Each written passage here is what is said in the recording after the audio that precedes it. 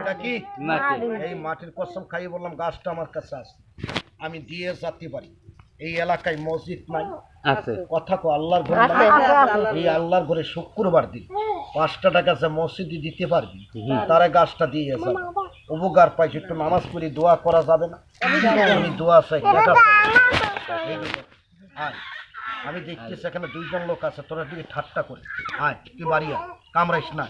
আয় দিবা, মাথাটা দেখা, মাথাটা দেখা, মাথার ভিতরে ফুলটা আছে না? কথা বলেন আছে না? এটা যদি কারো রাত্রে কারো রাত্রি বেলে যদি বাড়িতে বাড়িয়ে যায়, তার কি ঘুম হবে? না না। হারামের ঘুম হারাম হয়ে যাবে না? এই ঠাট্টা করিস না, বিপদে পড়লি ও আল্লাহ তুই আমার বাঁচা। আর যখন বিপদ চলে যায়, এই গাছ সত্য, কোরআন সত্য, মানুষের কথাই মিথ্যা, আল্লাহকে মানতে হবে। সবাইবার বলেন সুবহানাল্লাহ, সুবহানাল্লাহ। আরেকবার বলেন বিসমিল্লাহ। এই শুধু মানে কি জানেন? করি মানে, আর কিছু মানে না। ঠান্ডাও ঠান্ডাও, সবাইবার বলেন সুবহানাল্লাহ। গাছটা দিয়ে যাই, কোমর ব্যথা, হাঁটু ব্যথা, ডায়াবেটিস অ্যালার্জি থাকবে। এলাকায় মসজিদ নাই, আছে আছে আছে। আল্লাহ আছে নাকি দেখি? মাদ্রাসা সব ঘরের মধ্যে থাকলেই ভালো। সবাইবার বলেন সুবহানাল্লাহ, আরেকবার বলেন বিসমিল্লাহ। যা তুই ঠান্ডাও, রাগ করিস না, ঠান্ডা।